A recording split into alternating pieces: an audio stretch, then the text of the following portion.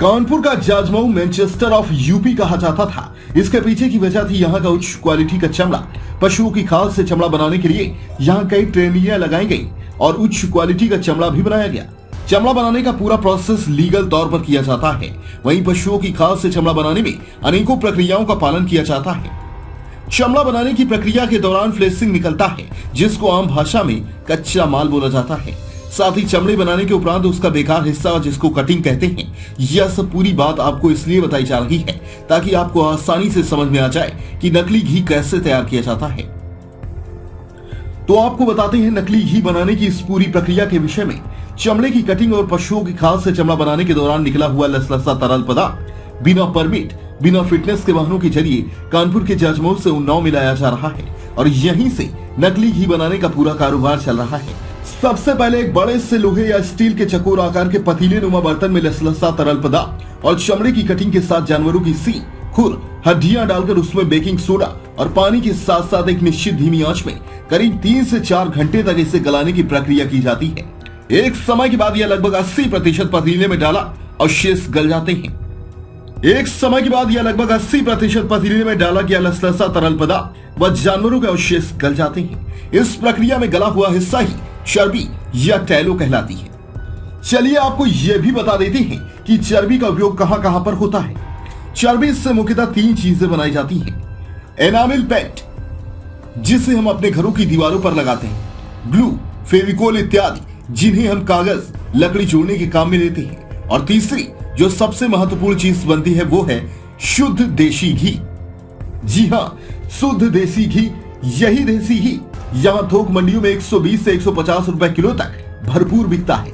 इस शुद्ध देसी घी को आप बिल्कुल नहीं पहचान सकते। बढ़िया रवेदार दिखने वाला ये जहर सुगंध में भी एसेंस की मदद से बेजोड़ होता है। इस चर्बी को एकत्रित कर लिया जाता है और फिर नकली घी बनाने के लिए इसमें अनुपात के अनुसार रिफाइंड और एसेंस मिलाते हैं, जिससे चर्बी पूरी तरह से घी के रूप में बदल जाती है। इस नकली घी की कई शहरों व कई राज्यों में सप्लाई होती है। इसके पीछे जाजमऊ क्षेत्र में रहने वाले हाजी नसीम, असलम बनिया, मोइन नौशाद व अन्य कई लोग इस नकली घी बनाने के कारोबार में एक लंबे अरसे से लगे हुए हैं। जानकारी के अनुसार यह सभी उन्नाव में साबुन में उपयोग होने वाला पदार्थ बनाने के नाम पर प्रदूषण नियंत्रण बोर्ड से एनओसी लेकर नकली घी बनाने का कारोबार कर रहे हैं। वहीं सूत्र बताते हैं उन्नाव में HN Enterprises, National Glue, National Tracks Gel व भारत एग्रोवेट एंटरप्राइजेस प्लांट के नाम पर टैलो चर्बी से घी बनाने की अवैध फैक्ट्री हाजी नसीम, असलम बनिया, मोइन नौशाद व अन्य कई लोगों के द्वारा चलाई जा रही है। वहीं सूत्रों का यह भी कहना है कि जिम्मेदारों को प्लांट में बन रहे नकली घी के विषय में पूरी जानकारी है, परंतु वह निजी लाभ के चलते इस ओर कार्यवाही की बात तो दूर देखना भी नहीं चाहती। पशुओं के अवशेषों से बना नकली घी हमारे आपके घरों के बर्तनों में कब पहुंच जाता है या कोई नहीं बता सकता। इस नकली घी के कारण कई लोगों की आस्था का भी हनन होता है, परंतु इस सब के परवाह न करते हुए इस अवैध कारोबार में लगे कारोबारियों की काली कमाई दिन प्रतिदिन बढ़ती जा रही है। चलिए अब इसमें हम जनता की राय भी जान लेते हैं, आखिर जनता का इसमें क्या मत है। भैया मैं आपसे ये पूछना चाहता हूँ जी, डालडा, रिफाइंड ऑयल वगैरह यूज कर रहे हैं, घी वगैरह यूज कर रहे हैं, इसके बारे में आपका क्या कहना है?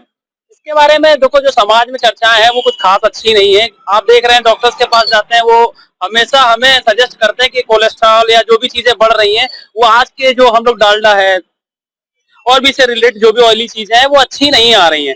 और जो भी आज बाजार में यूज हो रहा है वो सबका सब बीमारियों का एक कहीं ना कहीं बड़ा कारण है।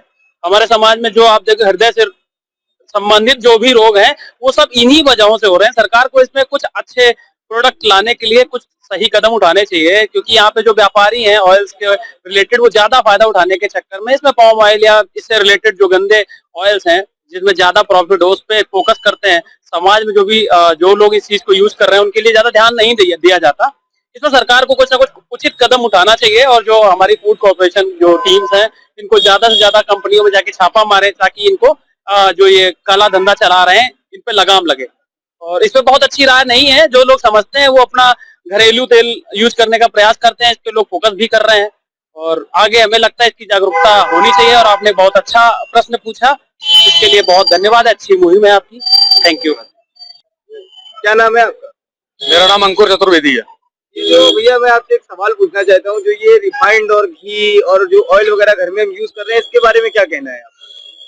देखिए, जो घर में यूज कर रहे हैं अगर आप मार्केट से लेते हो ठीक है, अगर हम जैसे बात करते हैं रिफाइंड की या डालडा की, इस टाइम अगर आप मार्केट में जाओगे, आप अपना एनालिसिस करोगे जाके वहां पे, तो आपको मिलावट मिलेगी, जबरदस्त तरीके से मिलावट मिलेगी। बाकी मार्केट से मैं लेता था, घर से भी कंप्लेन आई, कई लोगों ने बोला भी, उसमें साफ साफ समझ में आता है कि मिलावटी है। ठीक है, उसकी जो महक होती है, जो उसकी क्वालिटी होती है, वो आपको अलग से समझ में आएगी।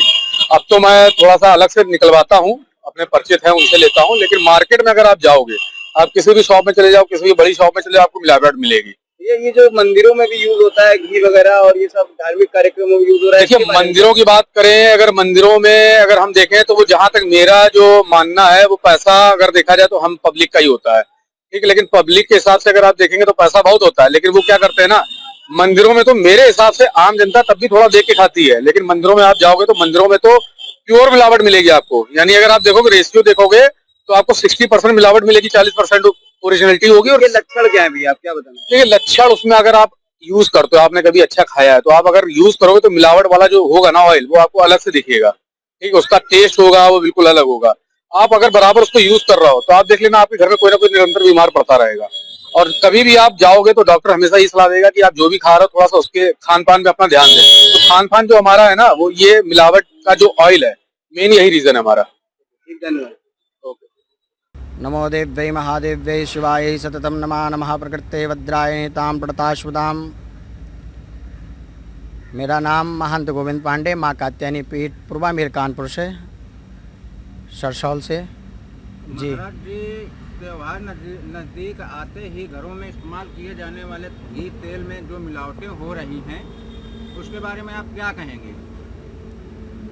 आजकल प्रायः देखा जाए, अधिकतर घी और खाद्य सामग्रियों में मिलावटें हर चीज़ में आ रही हैं। अच्छे से ब्रांडेड चीज़ों में भी बहुत मिलावटें हो रही हैं। लेकिन हमारे यहाँ देखा जाए कि देश में कुछ उपभोक्ता ऐसे भी हैं, व्यापारी ऐसे भी हैं, जो कम समय में अधिक लाभ पाने की चेष्टा करते हैं, जिसके चलते हुए खाद्य पदार्थों के साथ खिलवाड़ करते हैं, जिससे आम जनमानस पर बहुत बड़ा प्रभाव पड़ता है। जिसमें खाद्य पदार्थ सामग्री, घी हो गया, तेल हो गया, और भी आटा, गेहूँ, चावल, कई चीज़ों में मिले हैं, मसाला इत्यादि। जिसमें प्रायः देखा जाए, आपका क्वेश्चन है घी और तेल।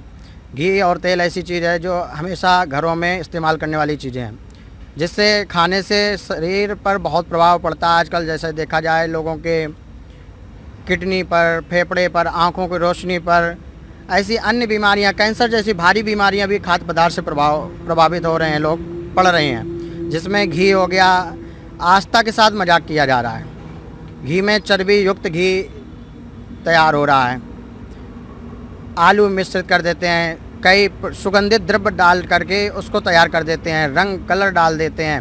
अब जो लोग नवरात्रि इत्यादि पूजन करते हैं, व्रत रहते हैं, अब वो लोग उससे दीपक भी जलाते हैं, इस्तेमाल भी करते हैं, उपवास की सामग्री, खाद्य पदार्थ सामग्री भी तैयार करते हैं। अब उसके साथ लोगों को, जो धार्मिक आस्था वाले लोग हैं, हिंदू धर्म के लोग हैं, भगवान को मानते हैं, जो मांसाहार वगैरह नहीं करते हैं, ना उससे छूते हैं, उसको पाप मानते हैं, ऐसे लोगों की धार्मिक आस्था पर बहुत खिलवाड़ किया जाता है। महाराज जी, इन सब चीज़ों का धार्मिक आस्था पर क्या प्रभाव पड़ता है? बताया आपको कि धार्मिक आस्था के साथ यही खिलवाड़ करते हैं। खाने में भी इस्तेमाल किया जाता है, घी व्रत आदि में, एवं पूजा में भी इस्तेमाल किया जाता है, उससे दीपक भी जलाया जाता है। धार्मिक हम लोगों के हिंदू धर्म पर साथ खिलवाड़ करते हैं, जिससे हम लोग व्रत उपवास की सामग्री बनाते हैं, हम लोग वो खाते हैं, उससे पाप भी लगता है।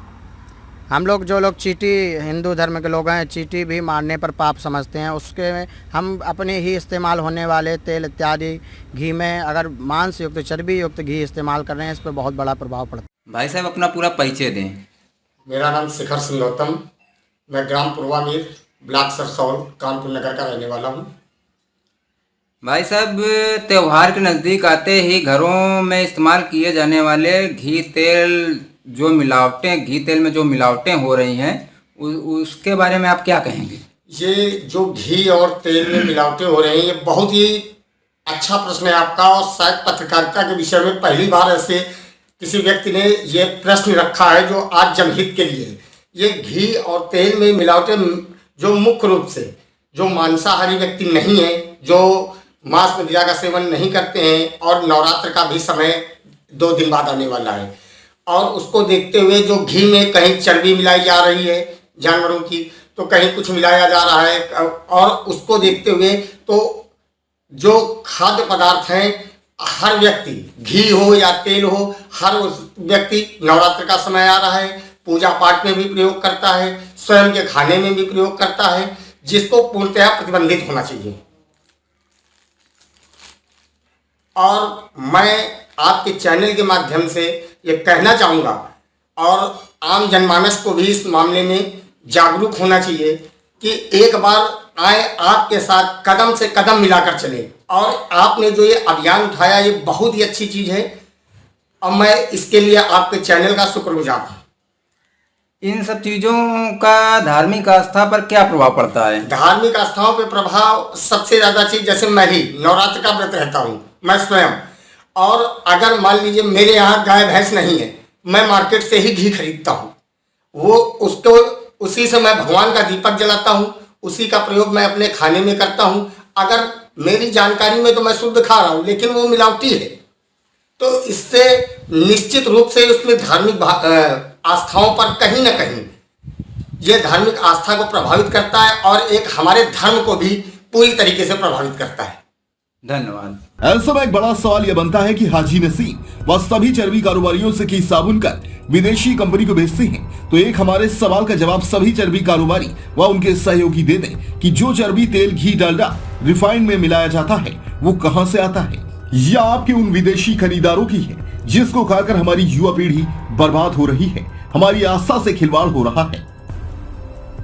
देश प्रदेश की हर छोटी बड़ी खबर के लिए सब्सक्राइब करें हमारा चैनल RTI News 24 और बेल आइकन दबाना ना भूलें, जिससे हर खबर आप तक पहुंचा सके हम सबसे पहले।